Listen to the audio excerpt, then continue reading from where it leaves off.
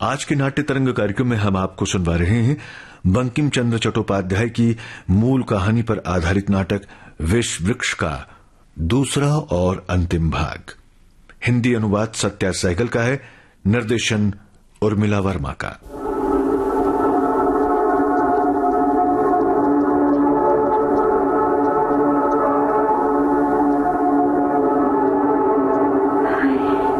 मेरे कोई नहीं, सब मर गए।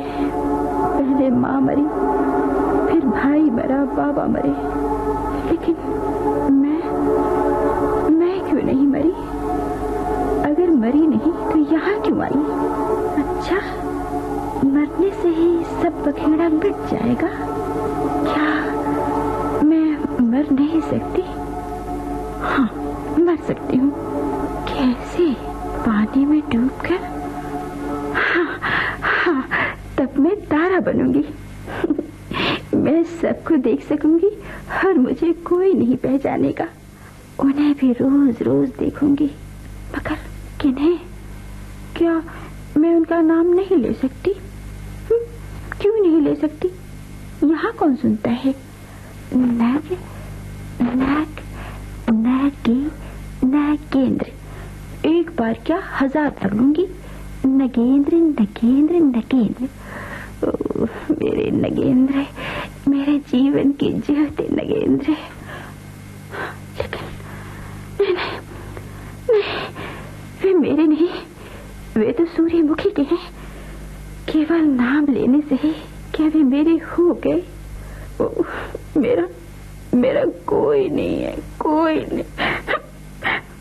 मैं जरूर मरूंगी, इस तालाब में कूदकर अभी मरूंगी। कुंद? कौन हो आप? इस अंधेरे में कहाँ जा रही हो कुंद? क्या कमल के साथ कलकत्ता जा रही हो कुंद? मैं कुंद, रोती क्यों हो? केवल इतना बता दो, क्या अपनी इच्छा से कलकत्ता जा रही हो? सुनो कुंद, रो नहीं। मेरी एक बात सुनो, विधवा विवाह प्रचलित हो गया है। मैं तुमसे जब चाहो विवाह करने को तैयार हूँ। ऐसा नहीं हो सकता। क्यों? क्या तुम इसे शास्त्र के विरुद्ध मानती हो? नहीं। तो फिर हाँ कह दो कुंद, जल्दी से हाँ कह दो। क्षमा कीजिए, मैं।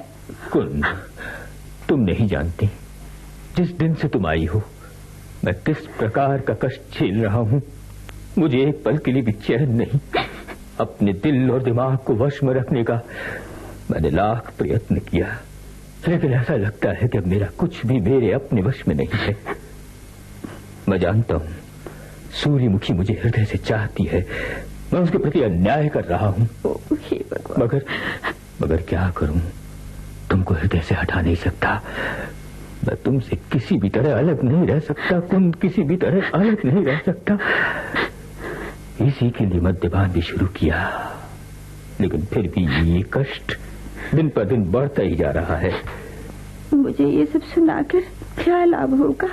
मैं तो ओहो, तुम ही बताओ कुंद, मैं क्या करूं? खैर कोई बात नहीं, सोच कर जवाब देना। अभी मैं चलता हूँ।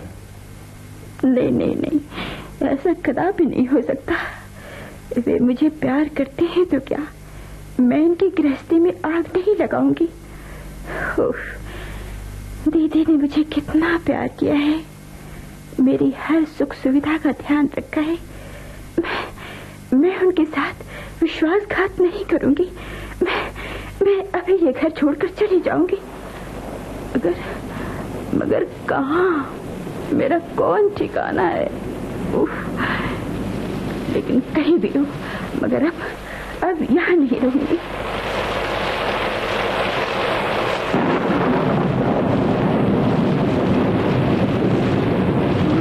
रोशनी दिखाई दे रही है, चलो वहीं चलकर बैठ जाऊं और पानी के रुकते ही चल पड़ूंगी।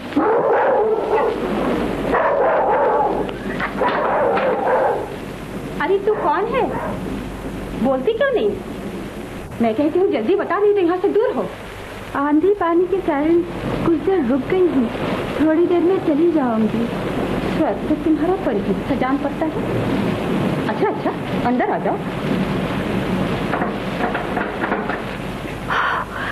गजब हो गया, ये तो महामाया है।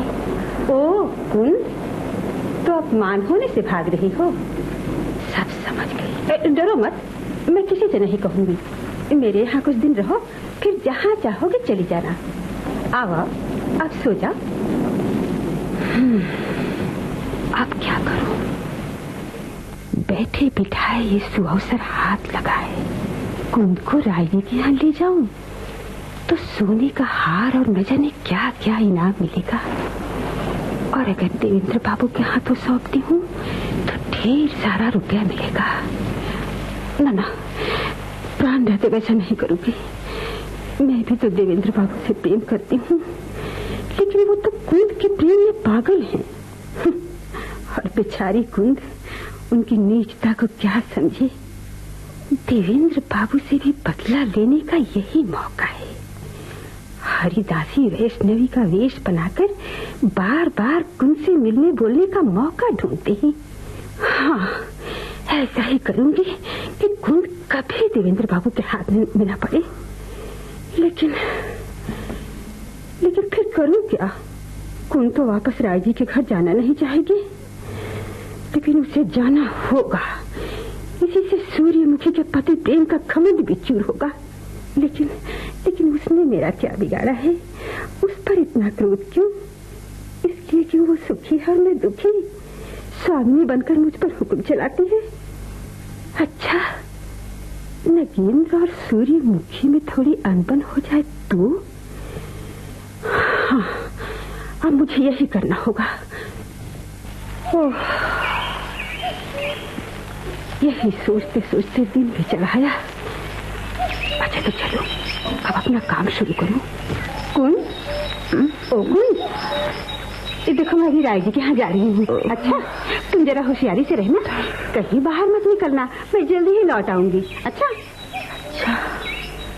अरे रे, ये मैंने क्या किया? मुझे घर नहीं छोड़ना चाहिए था।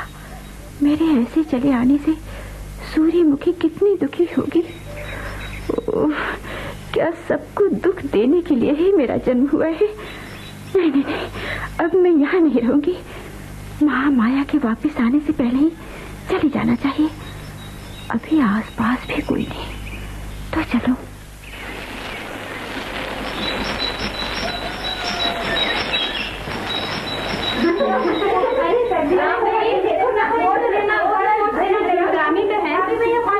आज मेरा जी अच्छा नहीं, जरा मेरा काम तुम ही संभाल दो। अरे हाँ, संभाल लूंगी, सभी करूंगी। दोनों एक ही मालिक की तो मजदूरी करती हैं। और फिर क्यों री रानी, तेरी ये मजाल कि तू मुझे गाली दे? राम, मैं क्यों गाली देने लगूं? ये मजाल, चुप नहीं रहती और जुबान लड़ाती है। गाली नहीं दी तूने, आग लगे तेरे मिजाज में तो।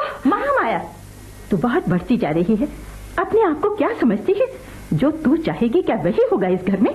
झगड़ा तो पहले तूने शुरू किया, मैं सब सुन रही थी। तेरा मन काम करने का नहीं हो तो जा सकती हो। हाँ, सब लड़ाई की जड़ तो जैसे मैं ही हूँ ना। अच्छी बात है, तो जाती हूँ बाबू के पास अपना हिसाब लेने। मालिक। अरे महामाया, रोती क्यों है? मेरा हिसाब करके तलब दे दीजिए। क्यों, क्या हुआ? मुझे मालकिन ने जवाब दे दिया है। किस अपराध पर? क्या बताऊं मालिक, मालकिन का मिजाज आजकल बहुत ही बिगड़ गया है। सो क्यों? देखिए ना, उस दिन कुंद बबुई को न जाने क्या क्या भला बुरा कह दिया कि वो बेचारी घर छोड़कर भाग गई। क्या ठिकाना मालिक। कुंद को क्या कहा था?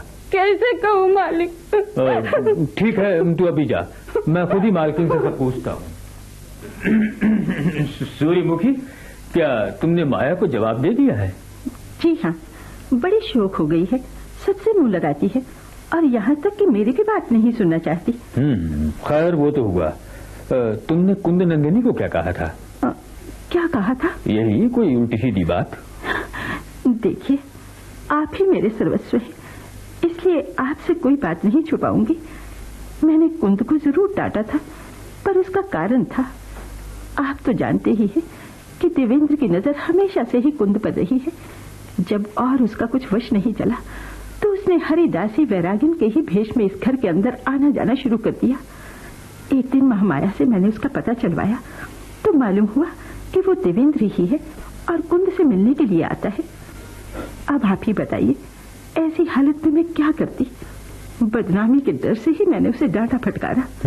ठीक है, ऐसी बातें सुनकर तुम्हारा क्रोधित होना ठीक ही था, लेकिन फिर भी एक बार सोच लेती तो अच्छा होता। उस समय नहीं सोचा, मगर अब पछता रही हूँ। स्वामी, मेरे मन में संदेह पैदा हुआ था, मुझे क्षमा कर दीजिए। मैं जानता हूँ तुम्हारे मन में यही संदेह था कि मैं कुंद को चाहने लगा हूँ। स्वामी, मैंने कितना दुख झेला है, मैं कैसे बताऊं आपको, कैसे बताऊं? मैं जानती हूँ मेरे मरने से भी आप सुखी न रह सकेंगे, वरना कब की मर गई होती। नहीं सूरी, नहीं, तुम्हारा कोई दोष नहीं। मैं ही विश्वासघाती हूँ। मैंने जो यंत्रणा सही है और सह रहा हूँ, इसके बारे में क्या कहूँ। चित्त को दबाने की बहुत कोशिश करता हूँ, मगर जैसे कुछ भी अपने वश में नहीं। ओ, मैं क्या करूँ, मैं पापी हूँ, मैं अपने मन को वश में नहीं रख सका। नहीं, आपके मन में जो कुछ है वो रहे, मुझसे और कुछ मत कहिए, मैं नहीं सुन नहीं सूर्य, नहीं, तुम्हें सुनना ही होगा।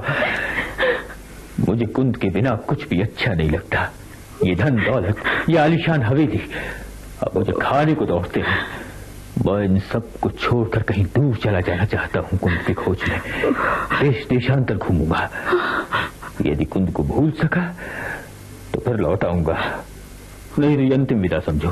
स्वामी, जैसा आप ठीक समझे करें।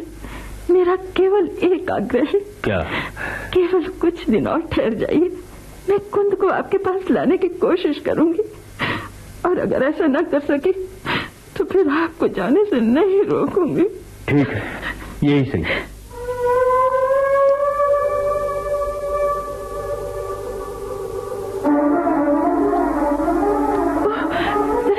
खिड़की के उस पार तो देखिए, मालूम होता है कोई छुप कर खड़ा है। कौन हो सकता है? मैं बाहर चलकर देखती हूँ।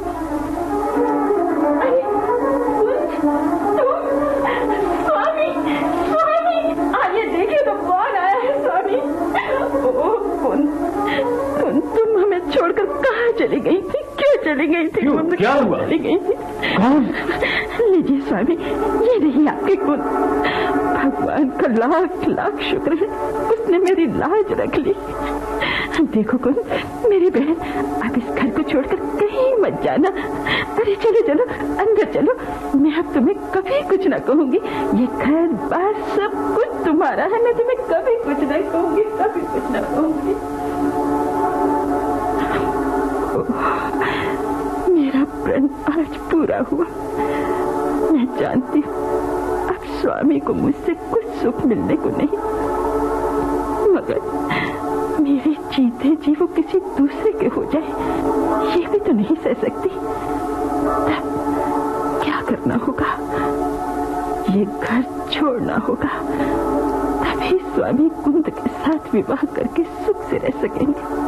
हाँ, बस यही एक रास्ता है। भैया, तुम्हें इस प्रकार चुप देखकर तो मेरा जी घबरा रहा है।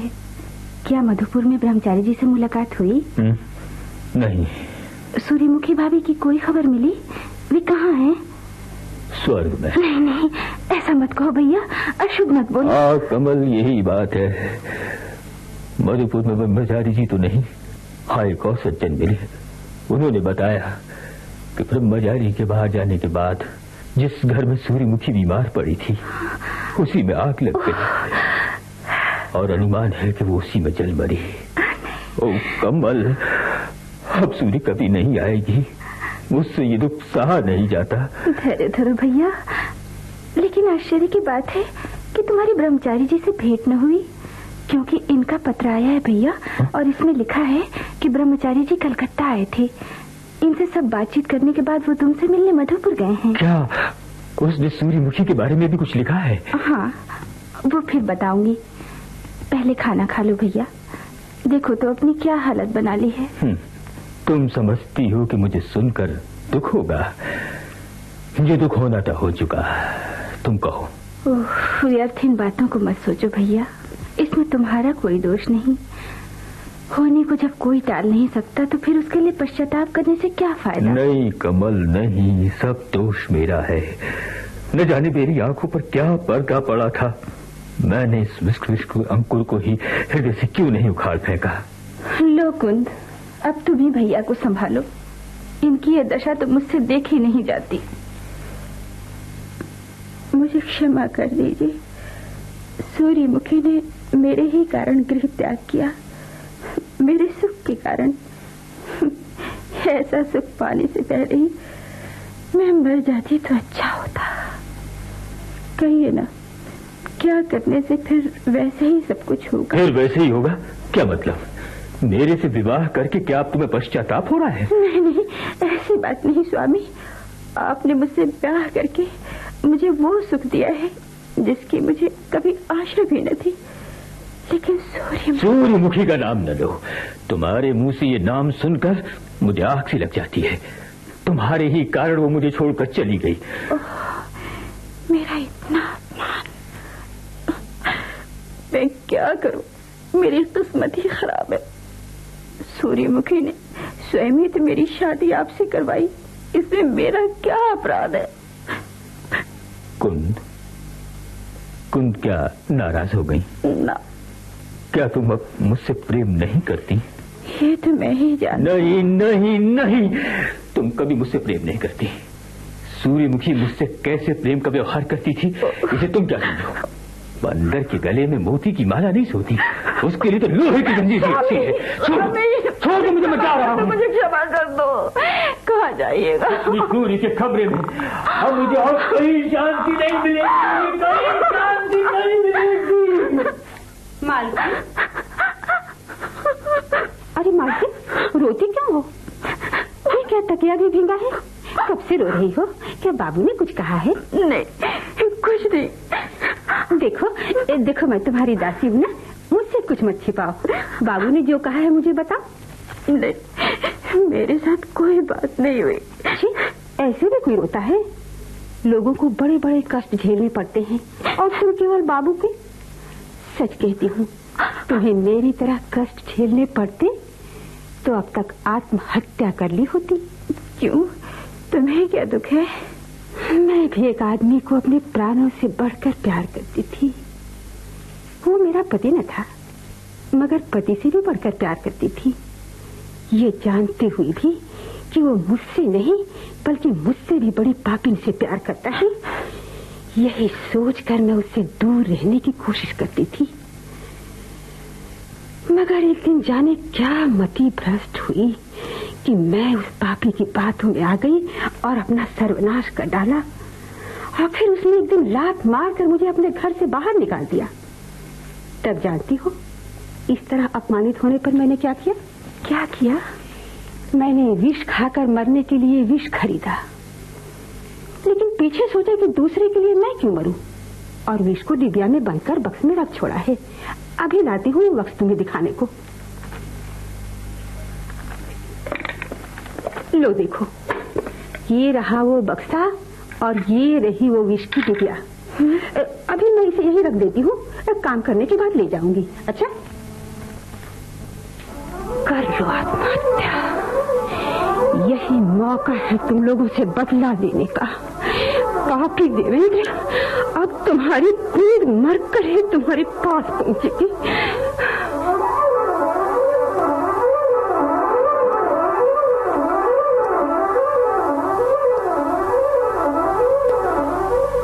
सूर्य, प्यारे सूर्य, तुम कहाँ हो?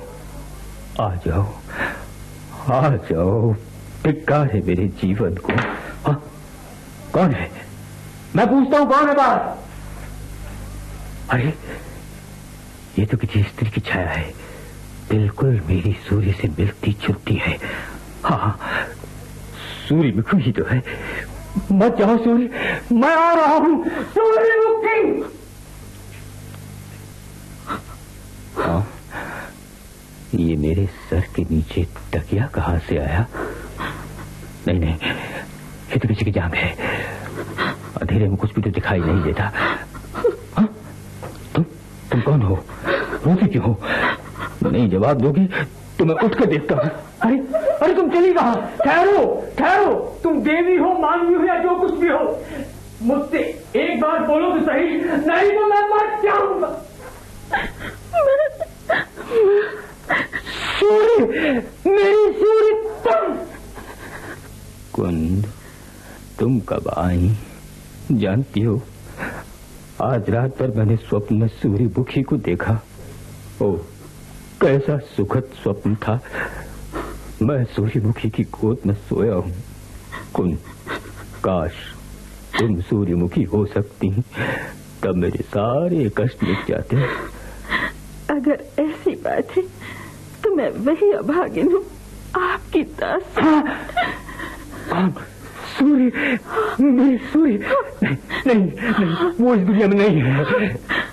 अरे होश में आइए स्वामी, मैं वही हूँ, आपकी सूर्यमुखी। ओह, क्या मैं पागल हो गया हूँ?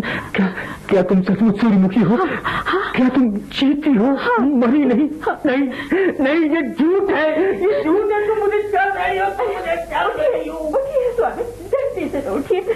मैंने आपके लिए बहुत ही कष्ट सहे हैं, मैं आपको दुखी नहीं देख सकती, शायद इसीलिए मैं मर भी नहीं सकी, फिर से आपकी सेवा करने के लिए आ गई। देवी सूर्य, तुम सचमुच आ गई। सुनो, आप मुझे छोड़कर कहीं मत जाना, कहीं मत जाना। कमल, कमल देखो कौन आया है। औरत कौन है? अरे पहचानती नहीं, हमारे राजभवन की लक्ष्मी लौट कर आई। अब तुम्हारा दिमाग ठिकाने आएगा। अरे जा देख लूंगी कौन किसे ठीक करता है। कमल, कुंद कहाँ है? अपने कमरे में। तो चलो उसे देखा मैं, उस बेचारी का क्या दोष, अब वो मेरी छोटी बहन है। हाँ, चलो भाभी, वो भी बेचारी बहुत दुखी है, अपने किए पर पछताती है, रोती है। अरे रामदी, ओ रामदी, अरे कोई है? दौड़ो जल्दी, भैया को यहाँ भेज दो। रामदी, अरे रामदी, मालिक आपको दीदी जी बुलाती। क्यों, क्या हुआ? नहीं मालूम मालिक। वे लोग हैं कहाँ? उधर छोटी मालकिन के कमरे में मालिक। चल।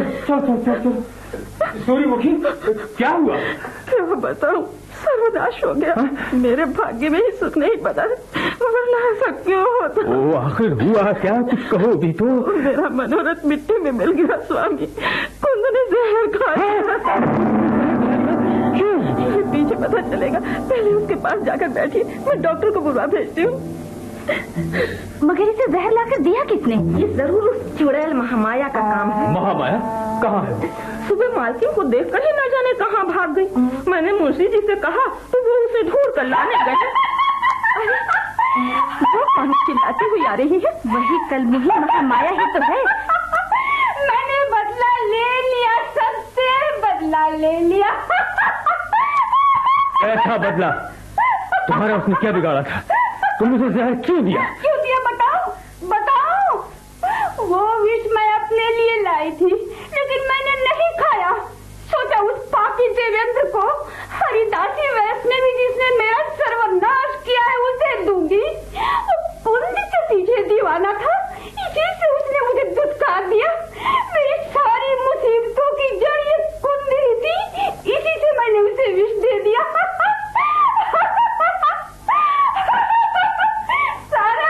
चुप हो जाओ महामाया। महामाया, ये तुम्हें क्या हो गया है? चुप हो जाओ। क्या हो गया बताओ क्या हो गया है? कुछ भी तो नहीं। मैं तो आज बहुत खुश हूँ। उस दुष्ट देवेंद्र को भी इसका फल मिल गया। नीच रोग शैया पर पड़ा मृत्यु की घड़ियां गिन रहा है।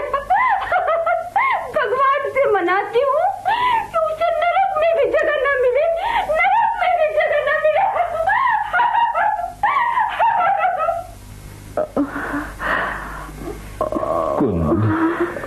कुंद, ये तुमने क्या किया? मैंने क्या अपराध किया है? मुझे क्यों छोड़कर जा रही हो कुंद? स्वामी, आपने किस अपराध पर मेरा त्याग किया है? अगर मधुपुर से आने के बाद एक बार भी मुझे कुंद कहकर पुकारते तो मैं ऐसा नहीं करती। आपने अपनी नजर क्यों बदल ली? बताइए ना, क्यों? कुंद क्षमा कर दो। आप भी सोचेंगे स्वामी, आज कुंद को इतनी बातें कहाँ से आ गई, लेकिन क्या करूं, अंतिम समय है, फिर ऐसा मौका कहाँ पाऊंगी? नहीं। बोलिए, कुछ तो बोलिए। आपको दुखी छोड़कर मरी तो स्वामी मरने पर भी चैन नहीं पाऊंगी। बोलो स्वामी, बोलो। कुंद, तुम्हें मेरे न आने का इतना दुख था तो मुझे बुला क्यों नहीं लिया? मेरी बातों का कुछ ख्याल मत कीजिए स्वामी। मैंने तो हमेशा से यही कामना की है कि बहन के लौटते ही आपको उन्हें सौंप कर प्राण त्याग कर दूंगी। नहीं। मगर क्या करूं, आपको देखकर मेरी मरने की इच्छा नहीं होती। नहीं, ऐसा मत कहो। मैं तुम्हें मरने नहीं दूंगा। तुम मुझे छोड़कर नहीं जा सकती। स्वामी, आपसे बात करने का मेरा हौसला पूरा न हुआ। मैं आपको देवता समझती थी, कभी मुंह खोलकर कुछ कहने का साहस नहीं हुआ। स्वामी, मेरा मनोरथ मन में ही रहा। मेरा शरीर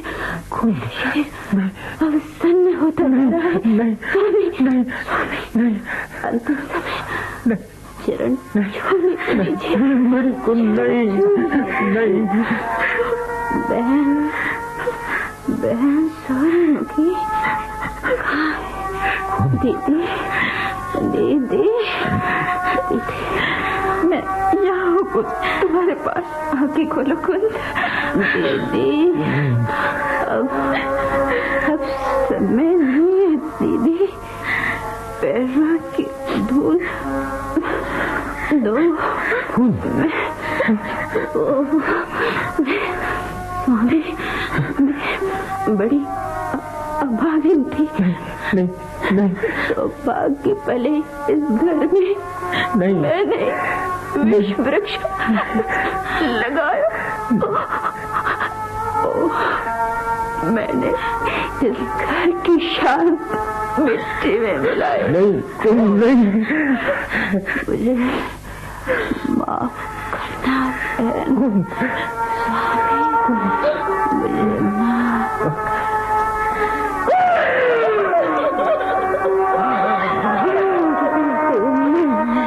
क्यों चले गए?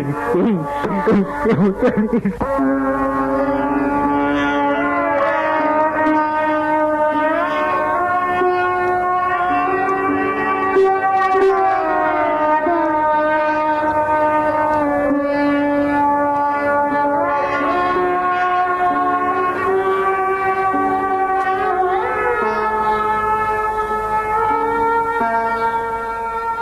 विष वृक्ष नाट्य तरंग में अभी आप बंकिम चंद्र चट्टोपाध्याय की मूल कहानी पर आधारित इस नाटक का दूसरा और अंतिम भाग सुन रहे थे। हिंदी अनुवाद सत्या सहगल का था और निर्देशन उर्मिला वर्मा का। अब आज का नाट्य तरंग कार्यक्रम संपन्न होता है।